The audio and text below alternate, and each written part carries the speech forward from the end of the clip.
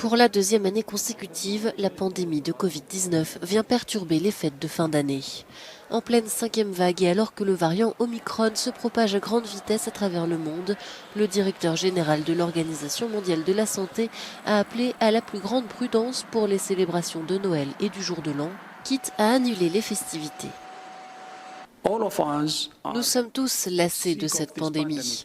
Nous voulons tous passer du temps avec nos amis et notre famille.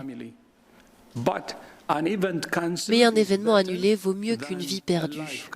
Il est préférable d'annuler maintenant et de célébrer plus tard que de célébrer maintenant et de pleurer plus tard.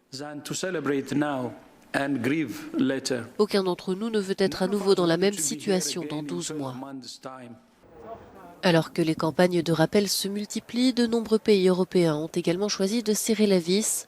Depuis lundi, la Suisse a mis en place de nouvelles mesures comme l'obligation de télétravailler quand c'est possible ou le retour du masque dans de nombreux lieux clos, provoquant la lassitude de la population. Pour être honnête, je trouve le sujet de la vaccination un peu difficile. On est vacciné, on a l'impression que c'est bien, mais on se rend compte que ça ne sert pas à grand-chose.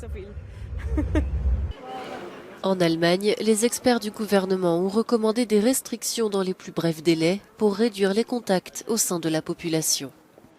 Ça peut être par exemple de réduire la taille des groupes. En Bavière, ils ont déjà fermé les bars et les clubs pour les jours et les semaines à venir afin d'éviter les points chauds et les événements de superpropagation. Le chancelier Olaf Scholz a lui affirmé que le pays atteindrait son objectif d'administrer des doses de rappel à au moins 30 millions de citoyens d'ici la fin de l'année.